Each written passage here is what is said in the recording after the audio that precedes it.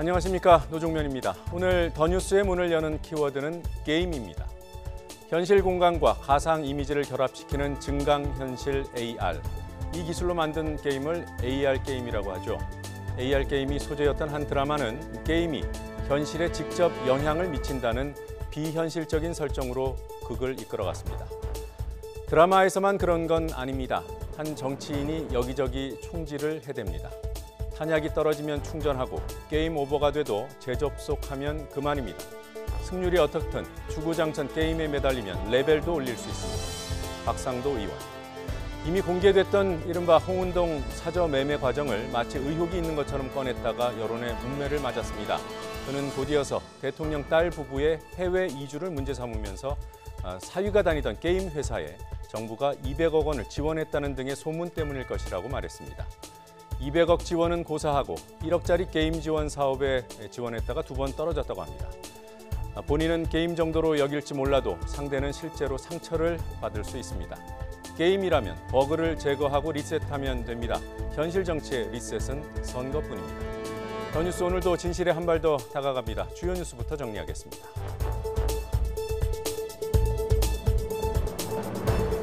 국민연금이 이른바 갑질 재벌로 비판을 받아온 한진그룹에 대해 대주주로서의 권한을 행사하기로 했습니다. 이를 위해 한진그룹 지주회사인 한진칼 경영 참여를 위한 주주권 행사를 의결했습니다.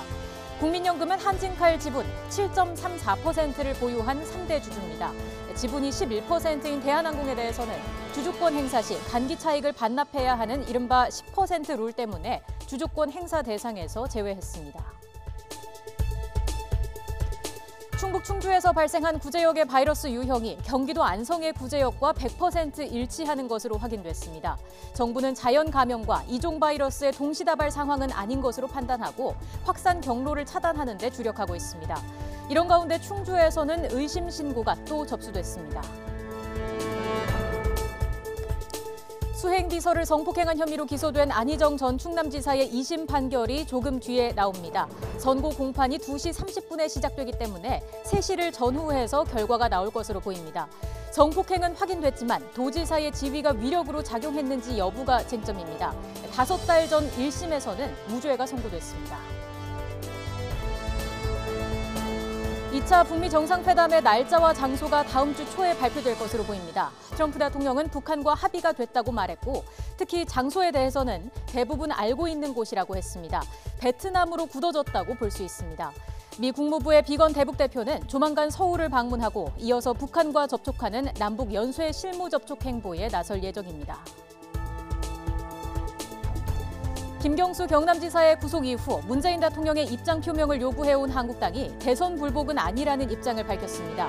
대신 여당의 판결 불복이 헌법 질서를 파괴하는 것이라며 민주당의 이른바 보복 판결 입장을 비판하는 데 힘을 실었습니다. 마침 김명수 대법원장도 법관에 대한 공격을 자제해달라고 공개적으로 요청했습니다. 더 뉴스 본격적으로 시작합니다.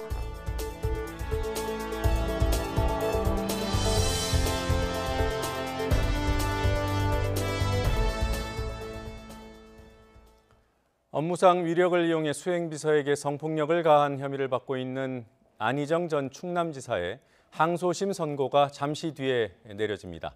1심에서는 증거 부족을 이유로 무죄가 선고됐지만 위력 행사와 진술의 신빙성이 인정된다면 결과가 바뀔 수도 있습니다. 취재기자 연결합니다. 강희경 기자.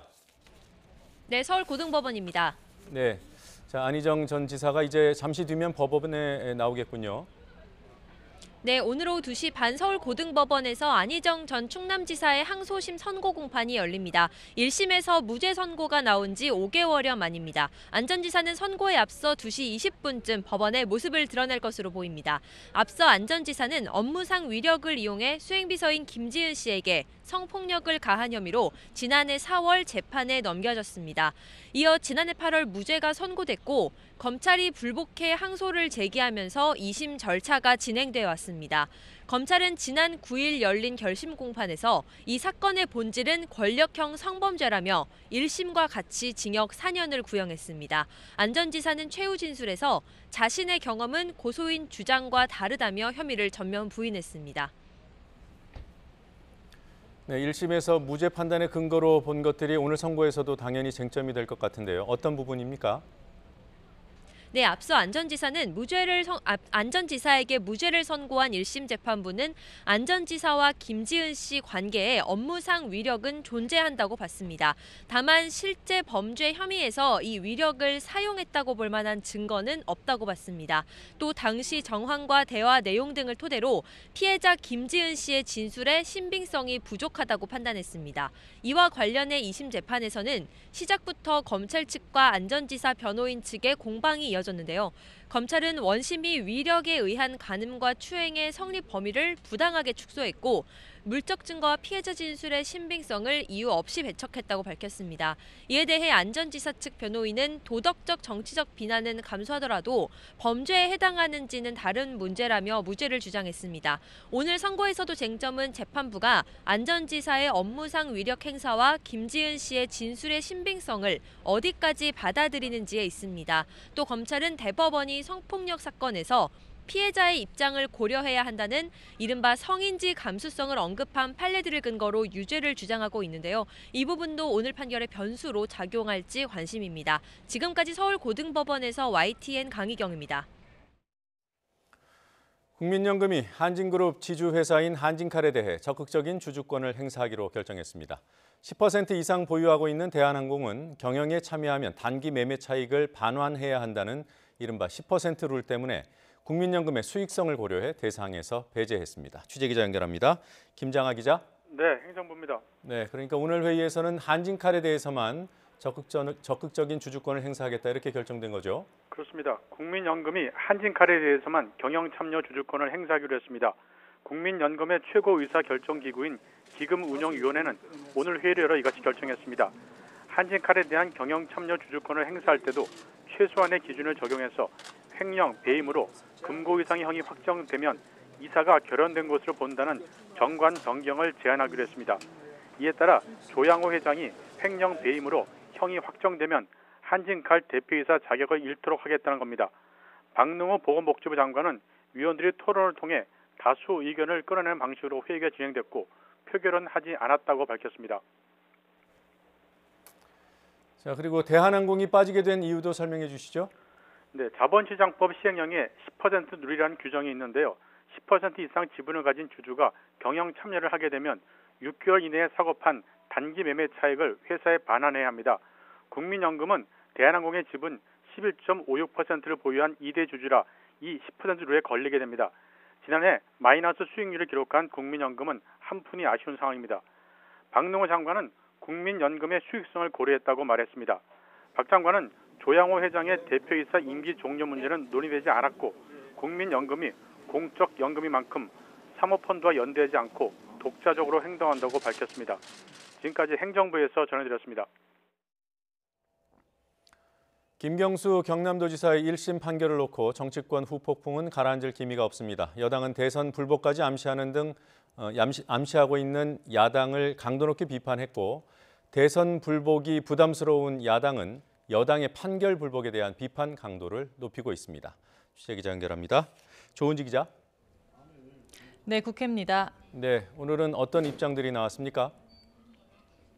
네, 오늘도 공세가 이어졌습니다. 어제 청와대 앞으로 달려간 자유한국당, 오늘은 민주당과 김명수 대법원장을 정조준하며 전선을 넓혔습니다.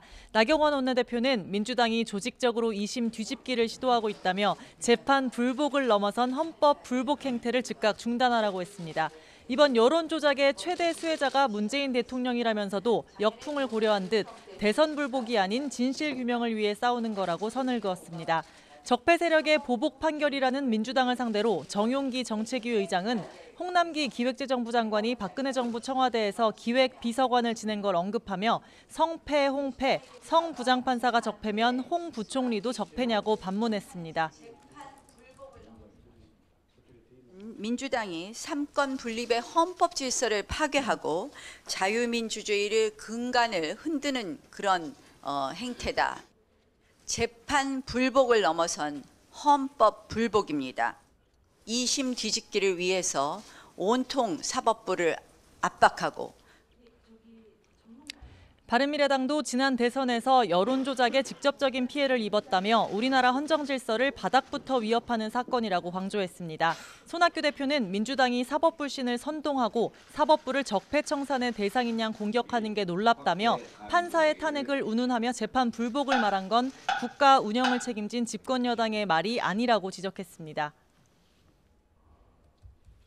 사법부의 판결을 부정하고 사법부를 마치 적폐 청산의 대상인 양 공격하고 있는 것입니다. 정치적으로만 잘못된 것이 아니라 헌법 질서를 부정하는 대단히 잘못된 일입니다. 야당의 거센 공격에 민주당 이해찬 대표는 탄핵당한 사람들의 세력이 감히 촛불혁명으로 당선된 대통령에 대해 대선 불복을 이야기할 수 있느냐며 경로했습니다. 이 대표는 수장이 된 뒤 한 번도 한국당에 싫은 말을 안 했지만 현직 대통령 수사를 촉구하는 건 결코 용납할 수 없고 대단히 유감스럽다고 경고했습니다. 홍영표 원내대표도 이번 정부는 촛불혁명으로 탄생했다며 김 지사 재판과 연결해 대선을 부정하는 건 국민에 대한 배신이라고 비판했습니다. 여러분의 당 대표였던 사람이 탄핵을 당했습니다. 탄핵당한 사람들의 세력들이 감히 촛불혁명으로 당선된 대통령을 대선 불복으로 대한단 말입니까? 정당 정치는 그렇게 하는 게 아닙니다. 네, 어쨌든 이제 민족 최대 명절인 설을 앞두고 있습니다. 민심 행보를 하는 시점일 텐데요. 여야 5당 모두 밖으로 나갔죠. 네, 기차역으로 간 건 똑같았지만 포인트는 크게 달랐습니다. 먼저 여당인 민주당 성과 홍보에 방점을 찍었습니다. 호남선과 전라선의 출발역 용산역에서 현장 최고위원회에 이어 부지런히 귀성 인사를 했습니다. 평화 2019 경제, 새로운 100년 이런 제목의 4쪽짜리 홍보물이 돋보였는데요. 정부 주요 정책을 홍보하는 동시에 10대 허위 조작 정보라며 이른바 가짜뉴스 해명도 촘촘히 담았습니다. 반면 자유한국당은 경부선의 시발점인 서울역에 당 지도부가 총출동했습니다. 오는 27일 전당대회를 앞두고 황교안 전 총리와 오세훈 전 시장, 안상수, 심재철 의원 등 당권 주자들도 함께했습니다.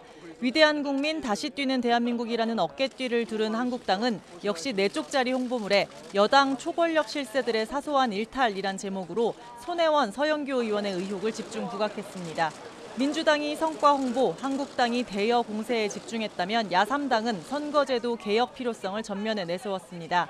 바른미래당은 용산역에서 연동형 비례대표제 필요성을 알리는 푸드트럭 손다방을 열었고 9컷짜리 웹툰에 상세한 설명을 담아 나눠줬습니다. 아예 호남 지역으로 떠난 민주평화당, 김대중 대통령의 뜻을 이어가겠다며 당의 정체성을 새삼 강조했습니다. 아침에 광주 송정역을 찍었고 지금은 전주역에서 역시 선거제 개혁을 알리고 있습니다. 정의당 역시 정치개혁으로 민생개혁이란 슬로건을 내걸었고요. 고 노회찬 지역의 지역구 경남 창원에서 여영국 후보의 보궐선거 유세를 지원하고 있습니다. 지금까지 국회에서 YTN 조은지입니다.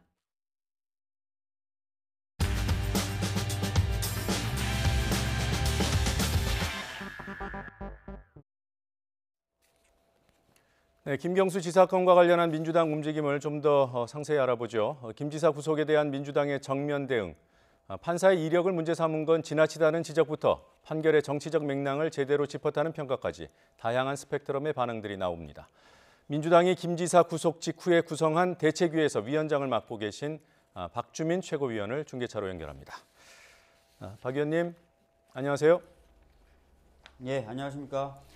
자, 여당으로서 보복 판결을 주장을 했습니다. 성창호 판사에 대한 그 직접적인 공격이라는 비판이 있습니다. 부담스럽지 않습니까? 저희들은 이번 판결이 굉장히 허술하고 또 증거에 의해서 뒷받침되지 않았던 드루킹과 특검의 주장이 일방적으로 반영된 판결이다라고 보고 있고요. 또 그 양형 자체도 상당히 부당하다라고 보고 있습니다.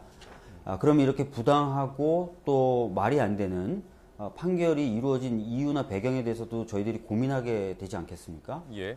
그런 과정에서 성창호라는 담당 부장판사의 성향이라든지 이런 부분도 언급하게 된 것입니다. 예. 예. 오늘 그 김명수 대법원장이 공개적으로 특정 판사에 대한 비판을 자제해달라 이런 요청을 했어요. 당사자가 불복하는 것이야 당연하지만 제3자가 판사를 또는 법원을 공격하는 것은 상권 분립에 위배될 수 있다. 이런 취지로 들었습니다. 어떻게 판단하십니까? 예, 상권 분립이라고 하는 것은 권력을 입법부, 사법부, 행정부로 나눠 놓는 것만을 얘기하는 게 아닙니다. 오히려 권력 간의 체크 앤 밸런스를 전제로 해서 권력을 나눠 놓은 것입니다. 그래서 입법부는 행정부나 사법부의 여러 가지 역할이나 행동에 대해서 비판하고 감시하고, 또 행정부는 마찬가지로 다른 두 기관을, 그리고 사법부는 재판이라는 작용을 통해서 다른 두 기관의 작용을 심판하게 되는 것입니다. 예. 그렇기 때문에 뭐 저희 그 국회에서의 뭐 법사위 같은 것의 활동 내용을 좀 보시면 주로 이제 법원의 재판 과정이나 재판 결과에 대해서 비판하는 일들을 하거든요. 그렇기 때문에 이것이 뭐 특이하다거나 또는 예. 헌법이나 법률에 위배되는 것이다 이렇게 보기가 어렵고요. 한 가지 좀 예를 들면은 예를 들어서 이제 그 얼마 전에 심재철 의원 쪽에 압수수색 영장이 한번 발부된 적이 있어요. 예. 뭐 체포 구속영장도 아니고 판결도 아닙니다. 그냥 압수수색 영장인데 예. 그 영장이 발부됐다는 이유만으로 자유한국당 의원들이 대법원을 찾아가서 대법원장을 직접 면담합니다. 항의를 하죠. 예. 뭐 그런 일도 있는 겁니다. 예. 자, 뭐 그런 입장과 별개로요. 그 성판사가 네. 과거 국정농단과 관련된 중요한 판결을 하면서 비교적 공정한 판결을 했다 이런 평가들이 있어요. 뭐 이를테면 옹호론인 것 같습니다. 이런 부분에 대해서는 어떻게 보십니까? 뭐 대표적으로 그런 말씀하시는 분들이 주장하는 판결이 이제 박근혜 전 대통령에 대해서 징역형을 선고했던 부분들을 얘기하시는데 예. 사실 그 판결에 대해서도 저희 당은 비판을 했었거든요.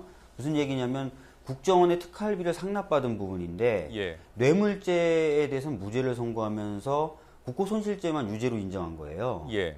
그래서 저희들은 이 부분이 법리적으로 굉장히 타당하지 않다라고 비판을 했고 그런 비판이 사실 정확한 비판이었다는 게 드러나는 게 이후에도 보면은 그런 특활비를 상납받았던 사람들이 연이어 무죄를 받았지 않습니까? 예. 그래서 그런 부분에 있어서는 저희들의 지적이 맞았다고 생각을 하고 있습니다. 예. 예. 그리고 뭐 다른 언론과의 인터뷰에서도 그 성판사가 사법농단 사건 수사를 받았고 일정 부분 뭐 시인도 했다 이런 주장들이 있었어요. 그거는 사실입니까? 네, 임종원 전 법원 행정처 차장의 공소장에 등장을 하고요. 예. 법관들에 대한 뇌물수수죄가 있었습니다. 정은호 게이트 관련돼서. 예. 그때 이제 여러 법관들이 관여되면서 법원의 평판이 떨어질 것을 염려해서 이 성창호 부장판사가 당시에 영장을 담당했었거든요. 예. 관련된 정보라든지 또는 검찰이 갖고 있는 정보를 좀 파악해서 보고하라고 하자 이 성 부장이 그런 정보를 파악해서 보고를 했던 사실이 아까 말씀드렸던 임종원 전 차장의 공소장에 기재가 되어 있습니다. 예. 뭐 그렇게 뭐 민주당 입장에서는 좀 우려가 있는 판사라고 판단을 했다면 선고가 되기 전에 문제 제기를 했어야 되지 않냐 이런 지적도 있습니다. 아시다시피 이제 김경수 지사의 사건이 처음에 시작될 무렵만 해도 사법농단이라는 게 이렇게 구체적으로 드러나질 않았죠. 방금 말씀드렸던 임종원 전 차장의 공소장도 사실 최근에 공개가 된 것입니다. 예, 저기 박 의원님 그리고 두 잠시만요. 번째는 지금 안희정 전 지사와 관련돼서 지금 현장에 안희정 지사가 출석하고 있다고 합니다. 현장으로 가보겠습니다. 분이 소명했다고 생각하십니까? 아니요, 좀 제가 나오세요. 네, 안희정 전 지사 오늘 2심 선고가 2시 반부터 시작이 됩니다. 2시 18분쯤에 법원에 도착을 해서 기자들의 질문을 받았지만 별다른 대답을 안 하고 바로 법정 안으로 들어가는 모습입니다. 1심에서는 무죄를 선고받았고요. 오늘 2심에서 어떤 변론이 나올지 주목되고 있습니다. 수행비서를 성폭행했다는 혐의를 받고 있고요. 위력을 사용했는지, 도지사라는 지위의 위력을 사용했는지 여부가 유무죄를 가르는 쟁점이 될 것으로 보입니다. 네, 안희정 전 충남도지사가 수행비서 성폭행 혐의로 2심 판결을 받기 위해 법원에 도착하는 모습을 보고 계십니다. 안 지사는 기자들의 질문에 답을 하지 않고 곧바로 검색대를 통과해 안으로 들어갔습니다. 항소심에서 충분히 소명했다고 생각하십니까? 아니요, 좀 나오세요.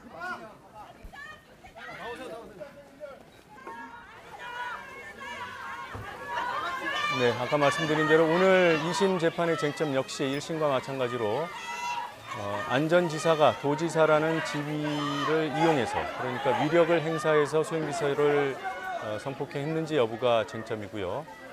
이와 관련한 피해자의 진술에 대해서 법원이 어느 정도 신빙성을 인정할지 여부가 유무죄를 가릴 항소심에서 것으로 충분히 보입니다. 소명했다고 생각하십니까?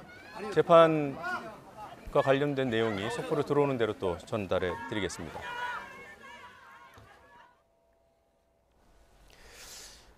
자, 속보 전해드리는 과정에서 인터뷰 잠시 중단했습니다. 여러분의 양해를 구하겠고요. 인터뷰 이어가죠. 박주민 의원님. 네네. 아까 말씀드렸던 게 왜 예. 진작 그러면 기피라든지 이런 걸 하지 않았느냐라는 질문 해주셨는데요. 예, 맞습니다. 아까 말씀드렸던 부분은 이렇게 이제 처음에 사건이 시작됐을 때는 사법농단의 실체가 이렇게 구체적으로 드러나지 않은 상태였죠. 예. 그리고 제가 이제 뭐 국정감사나 이런 데서도 많이 문제제기했지만 기피 신청이라는 것 자체가 법원에서 받아들여진 사례가 거의 없습니다. 그리고 이런 사유로 기피 신청을 했을 경우에 아마 법원은 더 거부하겠죠. 왜냐면은 즉 사법농단과 관련된 판사니까 재판을 못 받겠습니다 하면 나는 그걸 인정하는 순간 그 기피 신청을 받아들여주는 순간 이 담당 부장이 사법농단의 주축 세력으로 법원이 스스로 인정하는 꼴이 되기 때문에 예. 그런 판단은 아마 받아들여지기 어려웠을 겁니다. 그래서 그런 것들을 고려해서 기피 신청을 안 했던 것으로 알고 있습니다. 예. 지금 민주당이 지적한 여러 가지 문제점이라고 한 부분들, 뭐 선고가 갑자기 연기된 부분, 또 양형 기준을 넘어서서 선고가 이루어진 부분, 그리고 또 뭐 증거의 그 어떤 직접 증거의 능력에 대한 의문 이런 것들이 있는데, 뭐 선고 연기 또 양형 부분 이런 부분은 하나 하나는 큰 문제가 없다 이런 의견들도 있습니다. 이런 지적에 대해서 어떻게 생각하십니까?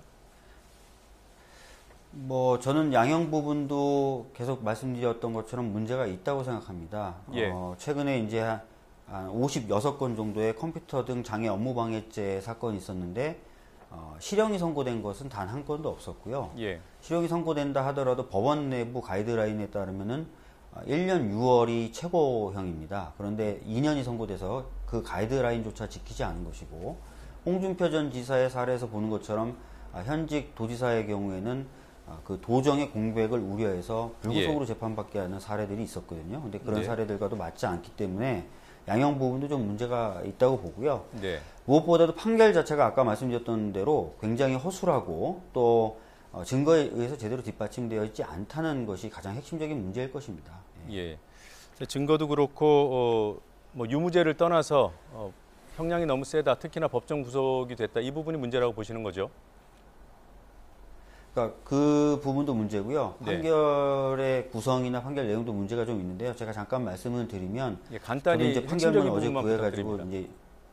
이제 읽어봤는데요. 예. 직접적이고 물적인 증거가 거의 없이 드루킹 관계자의 진술에 의해서 사실을 인정해 나갑니다. 네. 그런데 아시다시피 드루킹과 드루킹의 관계자들은 김경수 지사를 상당히 적대적으로 대했었어요. 마지막 네.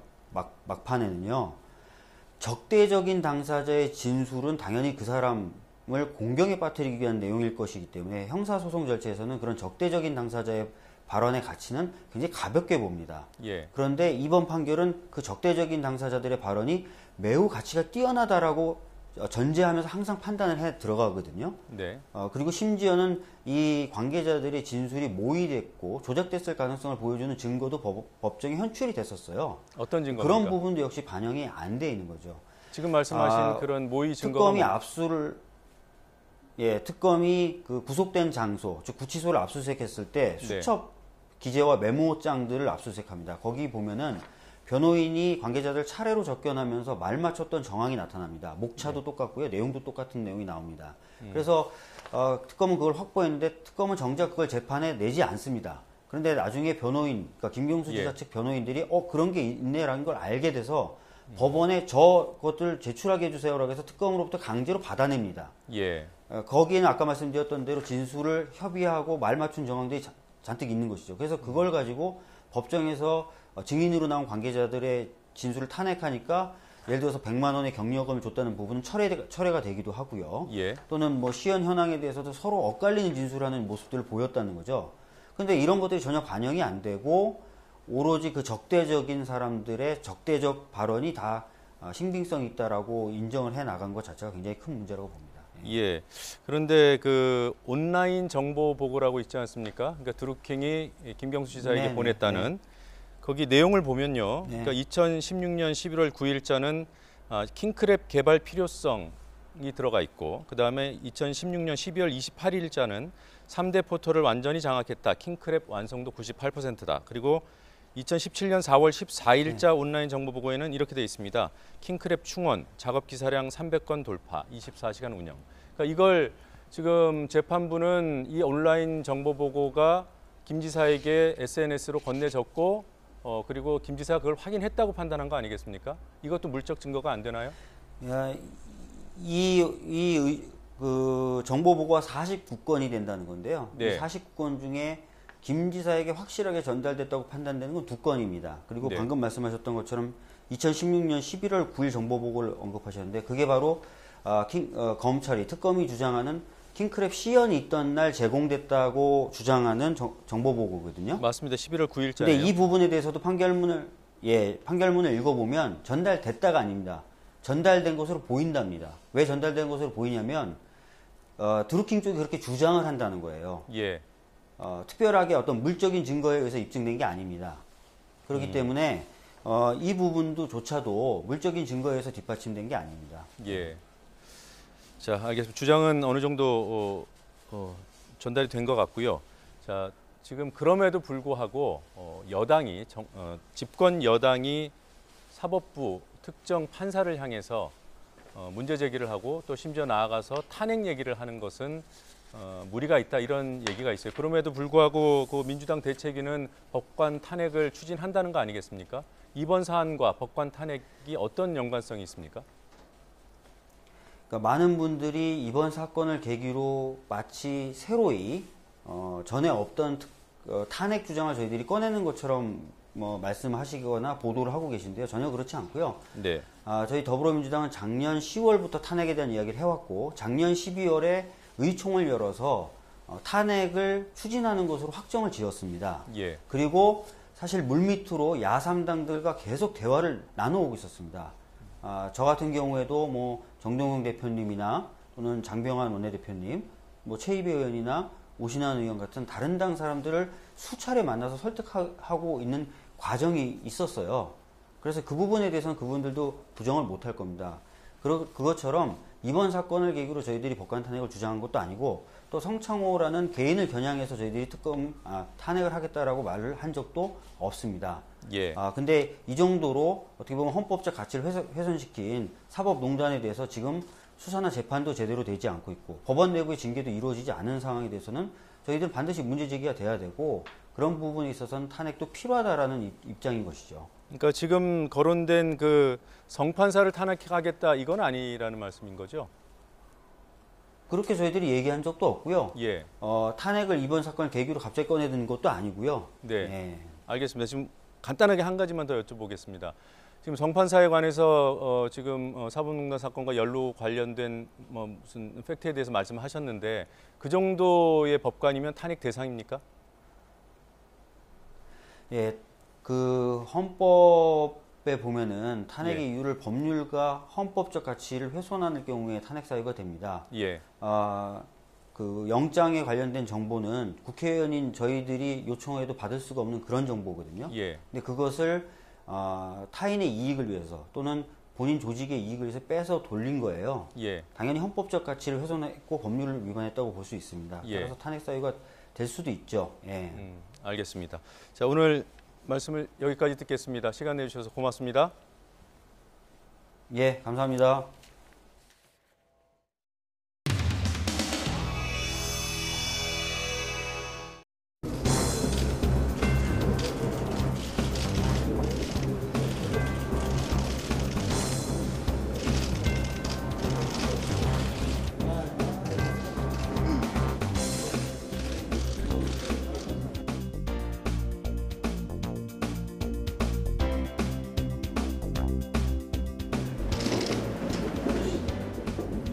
손을.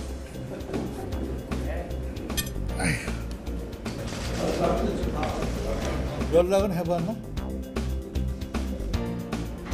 치우진 말고 또 올지도 몰라.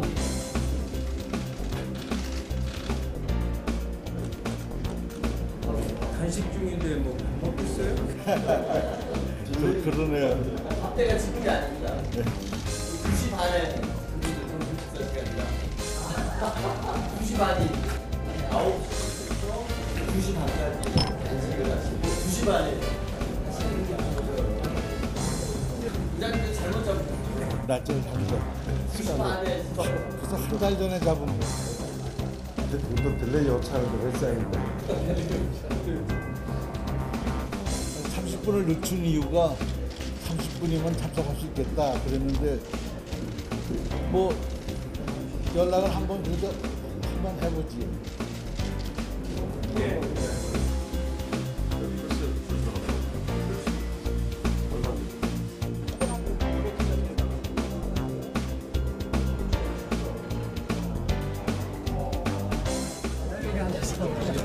이렇게 완전 줄 서서 앉았는데 참네. 청와대랑 같이 가자고. 같이 가실 거죠? 청와대 갈 거야. 여기 있어 왔어. 추워서 오기 싫으신 거예요. 청와대로 가, 청와대.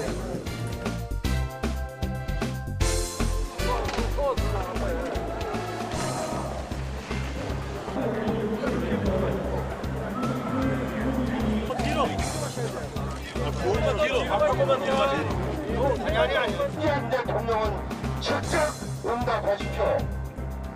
제가 우리 선대정리 의원님 마지막 건배 점검 구호 한번 마지막 건배 점검 구호 한번 대통령은 응답하라. 감사합니다.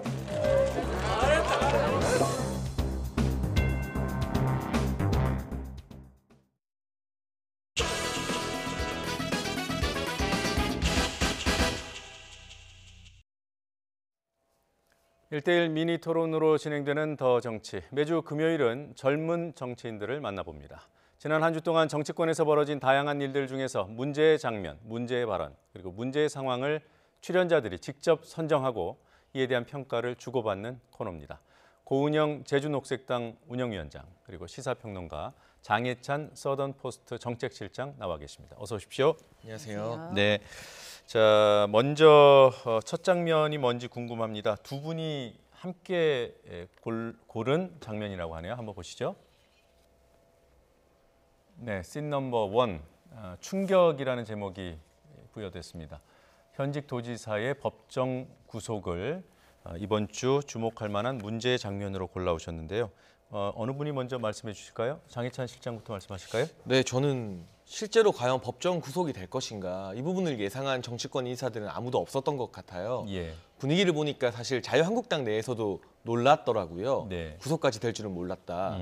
그런데 지난번 이제 비슷한 예로 거론되는 게 홍준표 전 대표가 도지사로 재임하던 당시에 1심에서 실형이 나왔음에도 불구하고 현직 도지사이기 때문에 법정 구속은 면해졌었습니다. 네. 근데 그 사례를 빗대어서 김경수 지사 같은 경우도 구속은 면해야 되는 것 아니냐는 여론도 분명히 있습니다만 네. 저는 어떻게 보면 지난 판결 홍준표 전 지사가 법정 구속을 면했던 게 사실은 예외적인 잘못된 판결이었다. 네. 어떤 상황이건 뭐 현직 지사건 국회의원이건 상관없이 예외 없이 원칙대로 형을 적용하는 이번 판례가요. 단순히 정쟁의 대상이 아니라 네. 누구에게도 원칙에 예외 없이 법이 적용된다는 그런 기준점이 됐으면 하는 바람이 있습니다. 예, 충격적인 장면인 동시에 앞으로 뭐 예외가 없다. 법의 어떤 엄정함, 공정함을 보여주는 계기가 됐으면 좋겠다. 그런 뜻으로 픽을 하셨군요. 고 위원장은 어떻게 보셨습니까? 가장 놀라셨을 분들은 예. 경남 도민분들이시겠죠. 그래서 네. 좀 심심한 위로를 먼저 드리고요.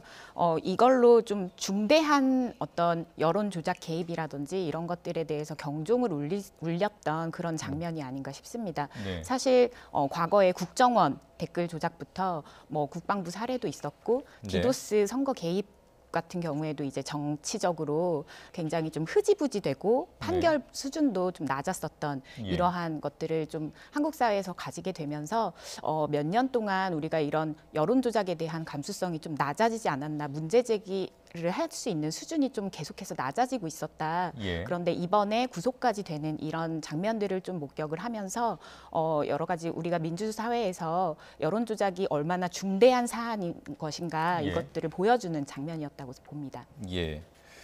자, 그리고 다음 장면도 지금 김 지사 구속과 관련된 건인 것 같아요. 두 번째 장면도 한번 보겠습니다. 네, 너무 나간 거 아닙니까? 라는 제목이 달려 있고요. 여야의 이번 사건을 바라보는 입장에 대한 평가인 것 같습니다. 이 장면도 두 분이 함께 골라오셨군요. 고 위원장께서는 네. 어떤 부분을 짚어주고 싶습니까?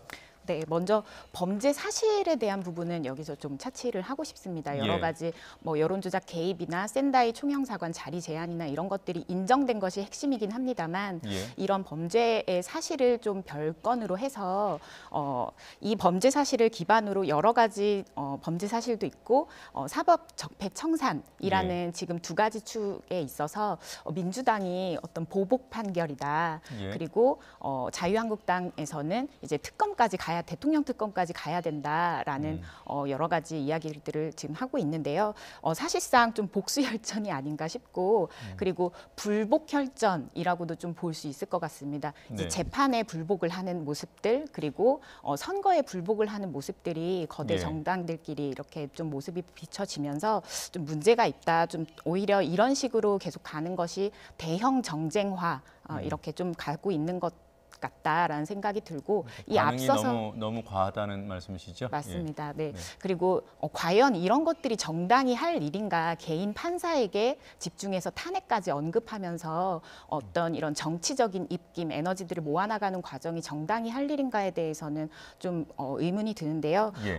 이렇게 해서 항소심을 뒤집는 것 자체가 어떻게 보면 그게 사법농단이라고도 볼 수 있다는 생각이 듭니다. 항소심에서 뒤집는 거는 당사자는 그럴 권리가 있죠. 네, 그렇지만 근데 네. 정당이 그러는 건 안 된다. 맞습니다. 네.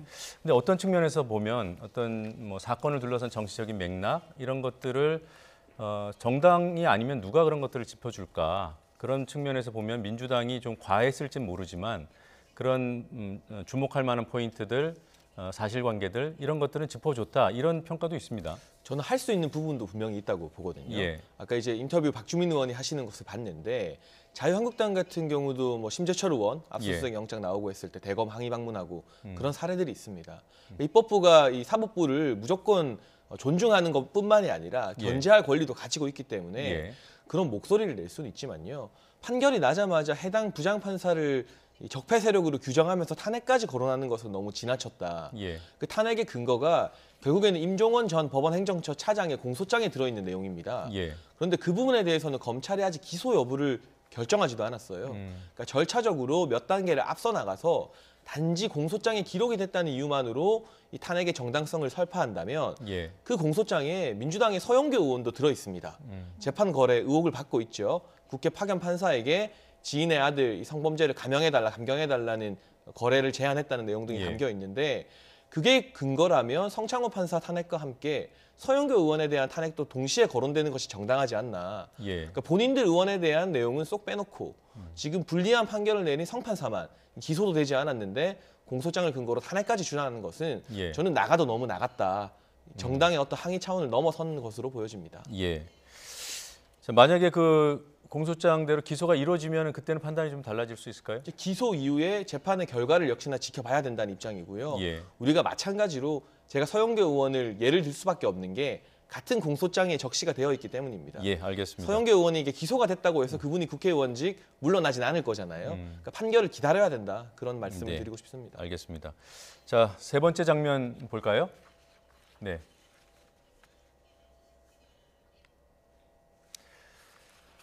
네, 뭐 지금 뭐 중요한 사안에 대한 속보가 나오고 그 자막과 저희가 준비한 그래픽 화면이 다소 걸릴 수 있지만 시청자 여러분들의 양해를 구하겠습니다. 제가 부족한 부분들은 말로 설명을 드릴 테니까 속보 자막과 그래픽이 다소 겹치더라도 양해를 부탁드리겠습니다. 네, 세 번째 장면, 그건 자랑이 아니에요라는 그 제목이 붙었고요. 황교안 총리가 본인이 통진당 해산한 주체다, 주역이다. 네. 뭐 이렇게 얘기했다는 거죠. 네. 고 위원장이 선택을 하셨군요. 네, 지난 30일에 자유한국당 당권에 이제 도전하겠다 출마 선언을 하셨는데 예. 그 전에 한국당 의원들 모임 자리에서 과거에 통합진보당 해산건에 대해서 박근혜 대통령께 내가 건의했다라고 이렇게 발언을 하셨습니다. 그래서 내용을 떠나서 한 정당의 대표가 되겠다 출마를 하실 분이 이렇게 한 정당을 해산시켰다라고 예. 해서 그런 보수를 집결하는 뭐 의도들은 있었겠지만 그런 발언들을 하고 그걸 주요 경력 삼는 것은 매우 부적절한 이야기였다. 예. 이렇게 좀 보고 있습니다. 네. 지금 자막에 수행비서의 성폭력 행사한 혐의를 받고 있다. 그리고 업무상 집유 이용이라는 자막이 있는데요. 그것을 재판부가 판단했다는 것이 아니라 그것이 쟁점이라는 뜻으로 읽힙니다. 그리고 과거에 검찰이 4년형을 구형을 했고 2심에서도 마찬가지로 4년형을 구형했기 때문에 이번 2심에서 업무상 위력 행사 여부 또 피해자 진술의 신빙성 여부가 유무죄를 가르는 기준이 될 것 같습니다. 저희 진행 도중에 이렇게 맥이 끊기는 내용을 전달해서 두 분께도 좀 죄송하지만 양해를 부탁드리겠습니다. 자, 황교안 전 총리가 통진당 해산을 건의했다. 이걸 자랑스럽게 이제 내보인 게 문제라고 짚어주셨어요. 저는 이 통진당 해산의 판단은 결국 헌법재판소에서 하지 않았습니까? 예. 그러나 그 내막을 우리가 알 수는 없지만 황 전 총리의 말에 의하면 본인이 당시 법무부 장관으로서 예. 건의를 했다고 합니다. 그게 사실이라고 한다면 이 통진당 같은 경우는 헌법재판소에서 우리 헌법의 질서를 어기고 네. 여러 가지 문제를 야기하는 이적단체로 결론이 난 곳입니다. 그런 것에 대해서 이 국무위원으로서 최초로 문제 제기를 했다면 그 부분을 왜 자랑스러워하지 못할 건 또 무엇인가. 헌재에서 그런 결정을 내렸는데 말이죠. 예. 그렇기 때문에 마치 본인이 뭐 헌법재판소 대신해서 판단을 내린 것처럼 너무 과도하게 표현한다면 문제가 될 수 있겠지만요. 통진당에 대한 문제 제기를 한 최초의 장본인이다. 이 정도에 대해서 자부심을 가지는 것은 저는 크게 문제될 부분인지는 사실 잘 모르겠습니다. 혹시 반박할 말씀 있습니까? 네, 지금의 사법농단의 그 논란에 있어서 좀 핵심적인 부분도 사실 그 과거에 통진당 해산 내용도 좀 포함이 되어 있는데요. 여기에 대해서 다시금 논란이 재점화되고 있는 상황에서 이러한 것들은 매우 부적절했다. 그리고 지금 어떤 자유한국당의 당권 주자들이 경쟁하는 사항에 있어서 굉장히 부적절하고 그리고 어떤 극우의 드라이브를 걸게 되는 이러한 발언들이 지금 넘쳐나고 있다고 생각을 합니다. 황교안 후보자, 지금은 후보자시죠. 후보자의 경우 무덤에 있어야 할 386 세대들의 경영 철학들이 지금 청와대에 있다. 이런 식으로 발언을 하기도 했고 또 경쟁자인 오세훈 후보자의 경우에는 뭐 핵 개발까지도 지금 계속해서 이야기를 하고 있는데요. 지금 태극기 부대들이 대거 자유한국당의 책임 당원으로 지금 등록되어 있어서 여러 가지 보수 결집에 대한 이런 부분들을 의식을 하고 이런 극우성 발언들을 좀 일삼는 것 같은데 사실 맥락이 있다는 말씀이시죠. 네. 그러니까 그 발언 자체도 문제지만 그것이 단순히 그 어떤 있었던 일을 말하는 차원이 아니라 어떤 이렇게 지지 세력을 결집하기 위해서 지지 세력이 원하는 얘기를 하고 있다 이런 차원인 것 같습니다. 그리고 또 통진당 사건이 사법농단 사건에 이제 연루돼 있는 그런 사안 중에 하나이고요. 짧게 반박을 하자면 네. 이 사법농단 관련해서 문제점이 제기는 되고 있지만요. 예. 이 통진당 사건이 헌재 판결이 부당했다고 재심이 되지 않는 이상 어쨌든 통합진보당은 우리 헌법 질서를 위배한 그래서 정당하게 해산이 된 정당입니다. 그 부분에 대해서 계속해서 이제와 문제 제기를 하면서 통진당이 마치 이 잘못된 해산이었다 주장하는 것은 여러 가지 헌재 재심이 나오기 전까지는 좀 부적절한 발언이라고 저는 생각하고요. 그리고 이 황교안 전 총리나 이런 분들의 발언으로 인해서 한국당이 너무 오른쪽으로 가는 것 아니냐. 저 역시 그 부분에 대한 걱정을 하고 있습니다. 그렇지만 보수 정당의 당대표 후보가 보수적인 민심을 결집하겠다는 게 그것이 과연 비판받을 일인가. 그 부분에 대해서는 지지자가 원하는 말을 하는 게 정치인의 또 본연의 역할이 아닌가 싶기 때문에요. 생각은 다를지언정 그 행위 자체를 비판하기는 어렵다고 봅니다. 두 분의 말씀은 어느 정도 명료하게 드러난 것 같고요. 자, 다음 장면 보겠습니다. 네. 자, 적거나 충분하거나 이게 무슨 말입니까? 이게 자유한국당의 선관위에서 이번 전당대회 룰을 발표했는데요. 예. TV 토론 같은 경우는 2번밖에 하지 않고 그런데 이제 전국을 돌면서 합동 유세라고 하죠. 예. 보통 체육관에 수만의 지지자들 당원들을 모아놓고 예. 유세를 하는 그런 것들은 이제 4번으로 결정을 했다고 합니다. 황 총리는 여기에 대해서 만족하는 입장인 것 같고요. 오세훈 전 시장과 홍준표 전 대표는 검증이 부족해진다고 하고 있는데 네. 저 역시 가능한 많은 이제 우리나라 제1야당의 당대표를 뽑는 전당대회이기 때문에 보다 많은 TV 토론으로 확실한 검증과 토론의 기회가 주어져야 된다. 유세 같은 경우는 일방적으로 자기 할 말만 하는 겁니다. 예. 그렇기 때문에 네, 제대로 된 검증이나 교차, 공격이 이루어질 수가 없어요. 특히나 황 전 총리 같은 경우는 정치권 경험이 전무하지 않습니까? 예. 그만큼 여러 가지 의혹의 칼날들을 견뎌낼 수 있는지 TV 토론을 통해서 지금 현재 뭐 대세론을 형성하는 후보라면 마다하지 말고 좀 자신 있게 전향적으로 이 두 후보의 제안을 받아들이는 게 순리가 아닌가 싶습니다. 생각이 비슷하신가요? 저는 지금의 TV 토론 횟수도 충분하다고 생각합니다. 지금 늘려야 된다고 주장을 하시는 분들은 사실상 지금 어떤 당권의 레이스에 있어서 예. 2, 3위 후보들이거든요. 그래서 그리고 홍준표 후보자의 경우에는 과거에는 TV 토론회의 횟수에 대해서 충분하다라고 이야기를 하셨던 분이 똑같은 상황에서 지금 도전을 하는 도전자의 입장에서는 TV 토론회를 더 늘려야 한다 이렇게 좀 주장을 하고 있습니다. 그래서 저는 기본적으로 예. 어떤 국민들이 투표를 하는 정당의 이런 선거가 아니라 대의원들이 투표를 하게 되는 그러한 전당대회를 맞이하는 자리들이기 때문에 지금의 TV 토론회를 유지하면서 그리고 그 당내에서 뭐 지금 다른 후보들 같은 경우에는 유튜브라든지 다른 예. 매체들을 활용한 방법들을 좀 대안 제시를 하고 있는데 이런 것들을 좀 고민하는 것이 더 낫다는 생각을 합니다. 사실관계를 말씀드리면은 일단 일반 국민 참여가 30%가 들어가는 거기 때문에 대의원들만 하는 건 아니고요. 네. 그리고 횟수가 몇 회가 적정하다고 보세요? 네, 횟수 같은 경우 지금은 네. 이제 2회로 결정이 됐는데 네. 참고로 지난번 2016년에는 4회였거든요. 네, 네. 그러니까 그래서 이제 후보들이 왜 줄였냐 이런 입장인데 네. 그 부분에 대해서 혹시 더 하실 말씀이 아니시면 우리 장 실장님 말씀 듣고요. 예, 어떻게 생각하십니까? 저는 굳이 이렇게 줄일 이유가 무엇인가? 예. 그리고 대안으로 제시하는 게 꼭 TV가 아니더라도 한국당의 공식 유튜브를 통해서더라도 토론회를 좀 더 하자. 예. 비용이 드는 것도 아니지 않습니까? 네. 그런데 이런 합동 연설회 같은 경우는요. 돈이 굉장히 많이 드는 행사입니다. 한국당이 지금 당세가 줄어들어서 예. 영등포로 당사를 옮기기까지 했는데 돈이 많이 드는 합동 연설회는 많이 하면서 예. 정작 비교적 적은 비용으로 검증을 할 수 있는 이 토론회는 줄이는 게 이해가 되지 않고요. 네. 국민들 입장에서도 한국당 당원이 아니라도 제1야당의 당대표가 누가 되느냐가 결국 국정 운영과 굉장히 밀접한 관계를 지니게 됩니다. 예. 문재인 대통령을 응원하시는 분들도 한국당 당대표가 누가 되느냐에 따라 영향을 받을 수밖에 없거든요. 예. 자, 그 토론 횟수가 줄어들면 특정 후보한테 유리한 겁니까? 저는 그렇게 생각합니다. 황교안 전 총리한테 네, 유리하다. 특히 황교안 전 총리에게 유리한 측면이 크다고 보여집니다. 고 위원장은 유불리에 대해서는 어떻게 생각하십니까? 네, 저도 예, 그 부분은 동의하시고요. 자, 속도를 좀 내죠. 다음 장면 보겠습니다. 네, 여당님 좀 이런 제목이 붙었는데요.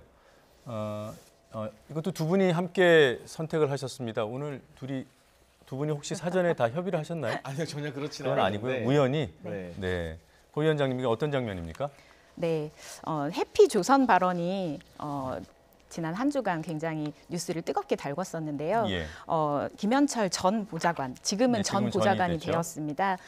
김현철 보좌관이 행사에서 강연을 하는 행사에서 많은 50, 60대 그리고 청년 세대들이 동남아시아에 많이 이제 이주를 하고 그 부분에서 어떤 경제적인 출구 전략 이런 것들을 제안을 하는 이러한 발언들을 했었는데요. 이게 과거에 박근혜 대통령이 중동에 새로운 기회가 있으니 네. 청년들이 중동에 많이 이주를 하면 좋겠다 이런 식으로 발언을 해서 문제가 된 적이 있는데 그 상황과 겹치면서 이제 청와대가 발빠르게 그 김현철 보좌관의 사표를 수리하는 이런 일들이 있었죠. 네. 근데 왜 저 홍영표 원내대표가 등장하는 거는 어떤 이유죠?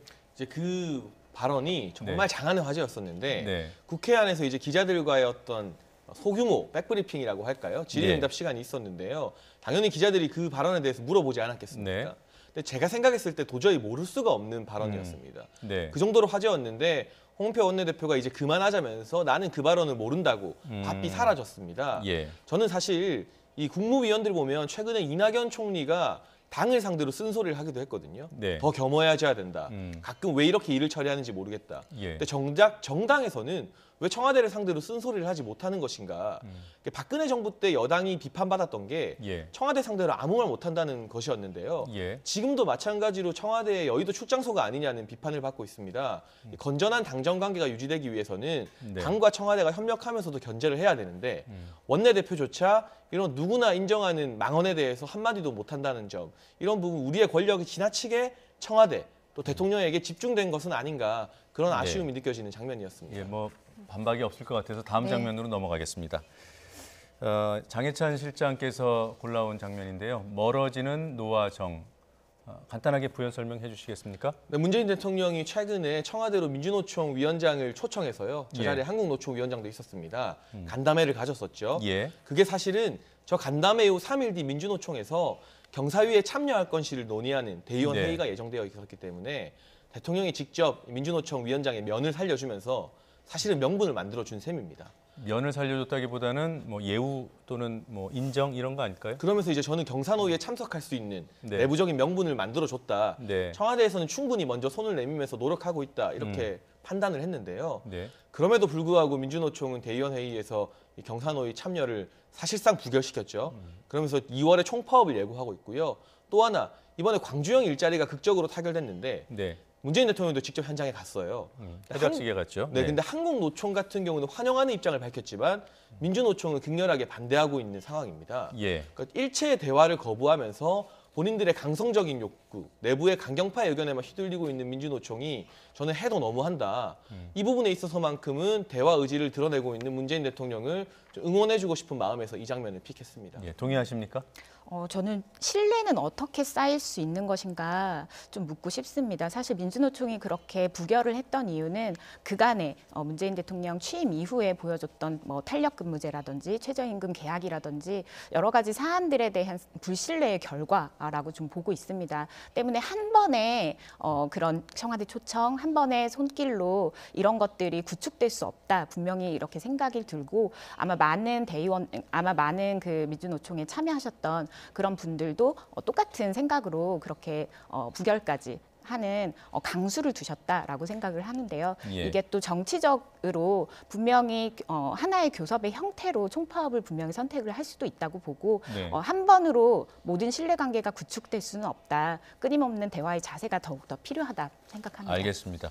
자, 마지막 장면 두 분의 별 이견이 없을 것 같은 장면인 것 같아요. 마지막 장면 보겠습니다.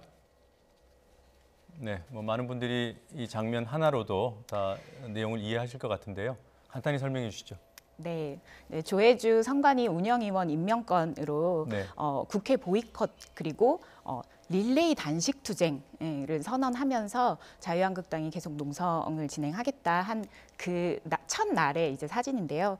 그때 5시간 30분 단식이 네. 이제 화제가 되면서 굉장히 조롱과 비웃음을 많이 받았습니다. 그래서 네. 나경원 원내대표가 유감까지 표명을 했는데 사실 이 날은 제주에서 38일 동안 단식하시던 분이 병원으로 후송된 바로 그날이었습니다. 그래서 자유한국당이 그냥 최신 몇 년간 좀 보여줬던 단식을 희화하고 네. 이렇게 하는 그런 모습들을 보면서 단식이 정치적 단식이 지금 굉장히 이런 야당들이 뭘 이해를 하고 있다라는 생각을 하고 있습니다. 예. 네. 릴레이 단식, 그러니까 저런 농성을 하는 게 문제입니까? 아니면 릴레이 단식이라고 이름을 붙인 것이 문제입니까? 단어 선택에는 좀 아쉬운 점이 느껴져요. 예. 사실 진위를 따지자면 농성 중에 뭐 간식이나 이런 것들을 섭취하지 말라는 뜻이었는데 네. 이제 실무진 차원에서 문서를 만드는 과정에서 전 잘못된 단어를 붙인 점은 비판받아 마땅하다고 봅니다만은 네. 우리가 달을 좀 봐줬으면 좋겠다. 손가락, 이 단식이라는 과정이나 표현은 잘못됐을지 모르지만 예. 이 정치적 편향성이 의심되는 이 특정 후보의 대선 캠프에서 일했던 것으로 의심되는 인사를 중립성이 무엇보다 절실하게 요구되는 선관위 위원회에 임명하는 이런 인사, 특히나 장관급 이제 위원회 청문회를 8번째나 없이 청문 의견 없이 임명했다는 예. 점, 이 부분에 대해서는 사실은 청와대가 과연 국회를 존중하고 있는 것인가, 협치 말은 하지만 예. 협치할 의사가 있는 것인가에 대해서 그 달을 우리 국민들이 좀 더 봐주셨으면 좋겠고 예. 언론도 손가락보다는 달에 집중하는 게 좋지 않겠나 하는 마음이 들더라고요.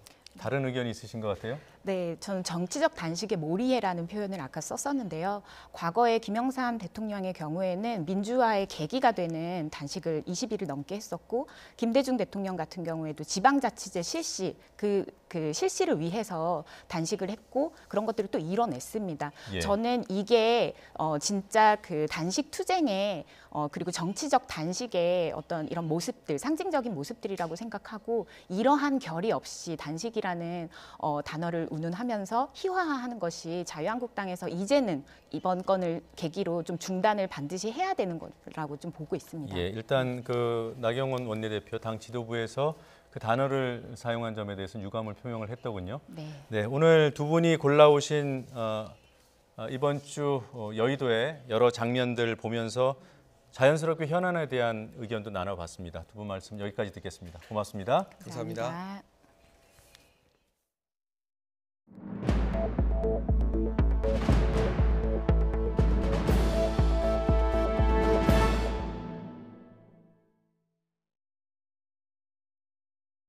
잇몸병 선택은 이가탄입니다. 엄마? 친구야. 아버님, 많은 분들이 이가탄을 복용하고 계십니다. 잇몸병엔 이가탄. 먹어보면 확실히 달라집니다. 아시죠? 이가탄. 빛. 파리를 만든 불빛. 그것은 대담함의 상징이다. 감히 어둠을 상상하지 말라. DS7 Crossback. Audacity drives to excellence. 콜레스테롤 걱정 많으시죠? 문제는 쌓여가는 나쁜 콜레스테롤 LDL. 그래서 좋은 콜레스테롤 HDL이 필요합니다. 콜레스테롤을 생각한다면 레이델 폴리코사놀. 호텔 예약 사이트 너무나 많죠? 당신이 원하는 호텔이 딱 한 군데만 있거나 혹은 여기저기에 가격도 천차만별이라면 아이 머리 아파! 그래서 트립하고 원하는 호텔을 비교 검색해서 스마트하게 찾아주니까 호텔 트립하고. 지위를 이용해 비서에게 성폭력을 가한 혐의로 기소됐던 안희정 전 충남지사 1심 무죄 이후 5개월 만에 항소심 판결이 나오게 됩니다. 그 내용을 쟁점별, 법리별로 따져보기 위해서 전문가 모셨습니다. 정태원 변호사 지금 스튜디오에 나와 계십니다. 어서 오십시오. 네, 안녕하십니까.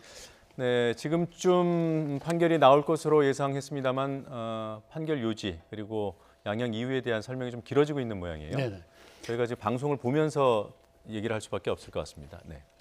다른 사건들도 마찬가지지만 성폭력 관련 사건은 사실 객관적인 증거가 따로 있기는 쉽지 않습니다. 피해자의 진술이 가장 강력한 증거가 되는데 지금 그 1심의 경우에는 피해자의 진술이 일관성이 없다. 또 안희정 전 지사가 지사와 비서로의 관계로 볼 때 위력을 행사할 수 있는 위치에 있는 것은 맞다. 그러나 위력을 실제로 행사한 것은 밝혀지지 않고 있다. 또 위력에 의해서 그런 성적인 관계나 접촉을 한 걸로 보이지도 않고 따라서 이 피해자라고 하는 김지은 씨의 성적 자기결정권을 침해했다고 보기 어렵다. 따라서 검찰의 공소사실 유죄를 인정할 증거가 부족하기 때문에 무죄다. 이런 이야기고요. 그 점에 대해서 피해자 측에서는 피해자가 어떻게 전부 다 그것을 조리 있게 딱 맞춰서 진술할 수 있겠느냐. 전체적으로 일관성은 있지 않느냐. 특히 대법원 판례에 따르면 성인지 가능성이라는 것인데 그건 뭔가 하면 어떤 그 사람이 어떤 성폭행 같은 걸 당하면 충격, 분노, 두려움, 공포 이런 것이 생기기 마련이거든요. 또 그거를 또 공식화해서 사건을 하는 데 있어서도 비난이라든지 또 2차 피해가 있을 수가 있기 때문에 그런 어떤 사소한 그런 차이가 있다 하더라도 그 점은 이런 피해자가 이런 어려움을 겪었기 때문에 이렇게 다소 다를 수가 있구나 이런 걸 인정을 해줘야 되는데 지금 1심의 경우에는 전부 피해자 김지은 씨의 진술이 이러한 점에서 맞지 않고 이러한 점에서 맞지 않다 이런 식으로 피해자에 대한 분석만 해놓았고 가해자로 좀 지목되고 있는 안 지사의 진술에 대해서는 신빙성에 관해서 탄핵을 하지 않았다. 따라서 1심은 잘못된 것에 그런 주장을 하고 있거든요. 지금 현장에서 들어오고 있는 그 YTN 취재 그 속보를 보면요. 재판부가 과거 성인지 감수성에 관한 판례를 언급을 했다고 합니다. 그러니까 지금 말씀드린 대로 일반 다른 사건의 경우에는 예. 피해자의 진술의 일관성이 굉장히 중요합니다. 구체적으로 앞뒤 말이 안 맞거나 자꾸 바뀌면 믿을 수가 없는데 네. 성범죄의 경우에는 피해자가 그걸 딱 맞춰서 한다는 거는 일단 그 피해자의 심리상 쉽지 않다. 네. 따라서 다소 차이가 있다 하더라도 그걸 감안해서 그 피해자 진술을 믿을 수 있는 점지를 판단해야 된다. 그런 이야기거든요. 예. 근데 2심 재판부는 최초 강제추행 피해와 관련해서는 피해자의 진술이 일관됐다, 뭐 이런 취지로 판사가 말을 했다고 합니다. 예, 지금 그 안 전 지사의 그 범죄 사실이 4번의 그 지위를 이용한 예. 위력에 의한 이제 간음, 또 6차례의 추행입니다. 네. 그래서 이 전부 이제 무죄를 했죠, 1심에서는. 네. 그런데 그 강제추행의 점에 있어서 어떤 피해자의 진술이 일관성이 있다고 한다면 네. 아까 말씀드린 대로 그 점은 일단 받아들이되 과연 그것이 위력에 의한 것인지 그 네. 점은 또 다시 이제 검토를 해봐야 되는 그렇군요. 겁니다. 그러니까 진술에 일관성이 있다 하더라도 그렇습니다. 위력이 동원됐는지 여부에 따라서 또 그렇습니다. 결과가 달라지는 거죠. 예. 네. 위력에 의하면 기본적으로 무슨 위력이 있어야 되고 존재해야 네. 되고 그다음에 위력을 행사해야 되고 네. 또 그 위력을 행사함으로 인해서 성접촉이 있었고 또 마지막으로 성적인 자기결정권이 침해되고 이 4가지 요건이 만들어져야 되거든요. 예. 근데 지금 1심에서는 피해자 진술도 일관성이 없고 네. 또 지금 말씀드린 그 요건에도 맞지 않기 때문에 무죄라고 했는데 지금 항소심에서는 피해자 최초의 진술은 일관성이 있다고 이제 보는 걸로 보이고요. 네. 그렇다고 한다면 나머지 위력을 행사했다고 볼 수 있을 것이냐 네. 또 위력 행사에 따라서 이런 성접촉 또는 성폭력이 일어났다고 볼 수 있냐 그 문제가 이제 쟁점으로 될 것으로 보입니다. 예. 그리고 항소심 재판부가 법원의 성인지 감수성에 관한 기준이 유지돼야 된다. 그러니까 잃지 않도록 해야 한다. 이거는 성인지 감수성을 존중하고 적극적으로 받아들여야 된다. 이런 그렇습니다. 뜻이죠. 네. 우리가 사실 성범죄라는 거는 가해자, 피해자 단 둘만 있는 경우가 태반이거든요. 네. 그래서 이제 피해자의 진술이 굉장히 중요한데 특히 이제 성범죄의 경우에는 이 피해자의 진술이 다소 다를 수가 있다. 지금 말씀드린 대로 성폭행 또는 성적인 범죄를 당하고 나서의 당혹감이든지 또는 2차 피해로 인해서 달라질 수가 있는데 그런 걸 감안하고 피해자의 입장에서 사건을 재구성해 보라는 것이 대법원의 판례거든요. 예. 그래서 지금 1심은 그런 점을 미루어 보더라도 피해자의 진술은 선뜻 믿기 어렵다. 네. 이렇게 본 것이고요. 지금 항소심은 지금 어떻게 보고 있는지 네. 아직 결론을 좀 들어보지는 못했습니다만 네. 그 부분도 상당히 중요하기 때문에 결국엔 피해자 진술을 믿을 수 있느냐 없느냐에 관해서는 성인지 감수성이 중요한 기준이 되는 건 틀림이 없습니다. 예. 일반적으로는 이제 뭐 일상생활에서 어떻게 네 말을 어떻게 믿어? 뭐 이런 얘기가 다반사로 나오지 않습니까? 근데 성범죄에 한해서는 특수성이 있다는 거죠. 그렇습니다. 말씀대로 다른 제3의 증거가 나오기 힘들고 그렇습니다. 가해자와 피해자 둘밖에 없는 경우가 대부분이기 때문에 우리 대법원에서도 성인지 감수성을 인정해야 된다는 판례를 유지해 왔다는 거죠. 그렇습니다. 네. 예를 들어 교통사고 같은 경우도 갑자기 교통사고가 나면 내가 그 당시에 어떻게 운전했는지 기억이 잘 안 나는 경우도 많거든요. 네. 더더군다나 성범죄의 경우에는 자기는 정말 황당히 당하는 거 아닙니까? 근데 그 당시에 모든 것을 정확하게 세세하게 기억해 낸다는 것은 예. 오히려 그 심리학적으로 볼 때 맞지 않다 하는 것이 이제 그 대법원 판례의 그 일관된 그런 견해입니다. 예. 검찰이 이제 항소를 한 거 아니겠습니까? 그렇습니다. 검찰이 1심에서 4년을 구형하고 무죄가 나왔고 그렇습니다. 2심에서는 형량을 높였던가요? 2심에서도 마찬가지로 이제 징역 4년을 구형을 했고요. 네. 만약에 지금 뭐 10개 범죄 사실인데 4번은 이제 그 업무상 위력을 이용해서 네. 간음을 했다. 네. 이게 감독자 간음이라고 그러는데 그걸로 이제 기소가 됐고 나머지 6건은 강제추행 내지는 업무상 위력에 의한 추행으로 이제 기소가 됐죠. 그래서 네. 만약에 인정이 된다고 한다면 징역 4년 구형이 그렇게 뭐 높은 구형이라고 보기는 좀 어렵습니다. 예. 조금 전에 그 업무상 위력, 예, 네. 이게 위력에 대한 말씀을 계속 해오고 있는 게 이제 이게 쟁점이기 때문일 그렇습니다. 텐데요.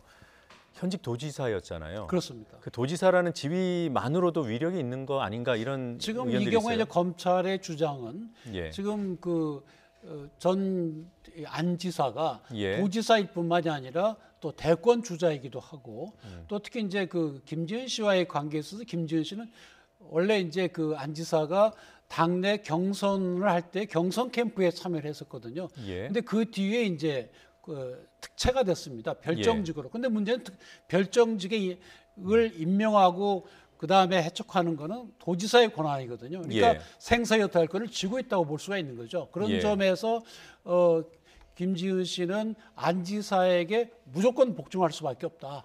그래서 그런 위력이 당연히 있을 것이다. 그래서 이제 1심도 그 위력이 있다는 건 인정을 했죠. 그렇지만 구체적으로 어떻게 행사를 했다는 것이냐, 뭐 내 말을 안 들으면 뭐 자른다고 한 것이냐, 아니면 보직에 불이익을 준 것이라고 한 것이냐, 그런 행사가 없지 않냐 이런 이야기고요. 검찰은 그렇게 얘기 안 하다 하더라도 그런 위치에 있는 사람이 뭐 어떤 성관계를 요구할 때 그거를 뿌리치면 그 자리에 쫓겨나거나 불이익을 받을 것이 뻔하기 때문에 무슨 별도의 행사가 필요하냐. 그것 자체가 위력의 행사라고 볼 수 있다. 이렇게 주장을 하는 겁니다. 이런 비슷한 사례에서의 뭐 참가할 만한 판례는 없었습니까? 이제 이 사건과 조금 사안이 좀 다르기는 하지만 예전에 그 이디오피아 대사 같은 경우에 업무상 위력에 의한 가늠에서 이제 형사처벌을 받은 사례가 있습니다. 그 경우는 이 사건과 조금 다른 것은 그런 그 대사와 그 직원 사이에 그런 관계가 있고 난 뒤에 그것이 이렇게 우호적인 분위기가 지속이 안 됐거든요. 근데 지금 그 안 전 지사의 경우에는 김지은 씨와의 관계가 객관적으로 볼 때 우호적으로 진행됐다. 이렇게 지금 보고 있는 겁니다. 1심 재판부는 그렇게 본 거고요. 그렇습니다. 그렇지만 이제 김지은 씨 쪽에서는 그건 내가 지금 안 지사가 내 생사여탈을 쥐고 있으니 할 수 없이 그렇게 한 것이지 내 속마음까지 그런 것은 아니다. 그래서 이렇게 우호적으로 계속한 것은 아니다. 뭐 그렇게 지금 이제 항변을 하고 있는 겁니다. 결국 재판부의 판단이 굉장히 중요한 부분이겠네요. 어떻습니까? 이게 이번 사건이 이게 검찰은 권력형 성범죄라고 했잖아요. 그게 위력 때문일 텐데. 그렇습니다. 이게 뭐 위력은 행사 안 되고 그러면서도 성추행이나 성폭행은 인정된다. 이런 경우는 없겠네요. 중간은 없겠네요. 그렇습니다. 위력이 행사되어야 되거든요. 근데 그러면 위력 행사의 방법이 구체적으로 눈에 보이는 것이라야 되느냐. 지금 말씀드린 대로 나의 요구를 들어주지 않으면 너는 파면된다. 또는 나의 요구를 들어주지 않으면 너는 한직으로 좌천이 된다. 이런 걸 꼭 해야 되느냐 하는 문제가 있거든요. 그게 있으면 당연히 위력 행사가 명백하죠. 근데 그런 것이 없는 경우라도 가서 요구를 했는데 안 들어주면 내가 불리할 것이 틀림없다. 그런 경우는 그 위력 자체가 이미 위력 행사와 함께하는 것으로 보아야지 그걸 분리해서 별도의 어떤 행위를 요구하는 것은 우리 법리상 맞지 않다는 것이 이제 김지은 씨 측의 주장입니다. 지금 법원이 그 성인지 감수성을 잃지 않도록 해야 한다. 이것이 항소심 재판부의 지금 선고 요지 중에 담겨 있는 내용이고요. 그다음에 최초의 강제추행 피해. 그러니까 그게 이제 그 요트에서 있었던 일인가 봐요. 그렇습니다. 최초가 이제 다 같이 직원들을 같이 갔는데 그 요트의 옆자리에 앉아서 몸을 가까이 했다 뭐 이런 이야기거든요. 그런데 그 점에 있어서 뭐 안 전 지사는 그런 일 없다고 부인을 하고 있고 김지은 씨는 그렇게 강제추행을 당했다. 이렇게 얘기를 하는데 이제 원심은 그 당시에 다른 사람들하고 진술하고 서로 다르기 때문에 김지은 씨 진술을 인정할 수 없다. 이렇게 지금 했죠. 일단 지금 뭐 뒤에 또 워낙 많은 분량의 판결 요지가 있어서 언제 판결 결과가 지금 확인될지는 알 수 없습니다만 일단 1심하고 다른 점이 하나는 드러났어요. 그렇습니다. 그러니까 최초 강제 수행 사건에 대해서는 1심은 그 피해자의 진술을 신뢰하지 않았는데 지금 2심 재판부는 뭐 신뢰 여부를 떠나서 일단 진술의 일관성은 있다고는 판단했네요. 그렇습니다. 피해자의 진술은 믿을 수 있느냐 없느냐 굉장히 중요한 겁니다. 특히 이제 그 성범죄 사건에서 피해자 진술을 믿을 수 없다 그러면 모든 것이 다 무너지게 되죠. 그래서 이제 그 김지은 씨 쪽에서도 이 사건에 있어서 강력하게 주장하고 억울하기도 하는 것이 어떻게 피해자는 그러면 지금 예를 들어서 이런 범행을 당하고도 왜 강력히 항의하지 않았냐고 그렇게 얘기를 하는데 피해자가 그렇게 하라는 법이 어디냐. 피해자는 어떤 공포나 두려움 때문에 못할 수도 있는 거 아니냐. 피해자한테 그걸 요구를 한 것은 부당하다 그렇게 얘기를 하고 있죠. 따라서 그렇게 못했다 하더라도 김지은 씨는 진실을 이야기하고 있다. 그래서 김지은 씨 진술을 믿어달라는 것이고요. 그렇지만 이제 1심은 김지은 씨와 안전지사의 그런 관계가 있은 뒤에 나타난 여러 가지 정황들. 예를 들어서 김지은 씨가 계속해서 안전지사에 대해서 우호적인 이야기를 다른 사람들이 했다든지 또는 러시아의 호텔에서 성폭력을 당하고 나서도 새벽에 안전지사 좋아하는 순두부집을 찾아서 다녔다든지 뭐 그런 거를 볼 때 일반적인 통상적인 그런 성폭행이 있은 뒤에 행동을 보기 어렵다. 따라서 이거는 이런 업무상 위력의 영역으로 볼 수 없다. 이렇게 좀 판단한 거거든요. 예, 알겠습니다. 자, 예상보다 판결이 늦어지고 있습니다. 지금 판결 요지와 그다음에 양형 이유를 재판부가 설명하고 있는 상황이고요. 중요한 점 앞부분에 나왔던 것은 법원이 성인지 감수성은 잃어서는 안 된다라는 취지의 내용이 있었고요. 그다음에 최초 강제추행 피해 사건과 관련해서는 피해자의 진술이 일관됐다. 1심과는 다른 판단을 하고 있습니다. 물론 이러한 판단들이 판결에 어떻게 영향을 미칠지는 위력의 인정 여부란 또 중요한 쟁점이 있기 때문에 섣불리 판단하기는 어려워 보입니다. 지금 이런 판단을 기다려 보고요. 잠시 일반 뉴스 전해드리고 다시 현장 연결하고 또 정태현 변호사와 함께 얘기 이어가겠습니다.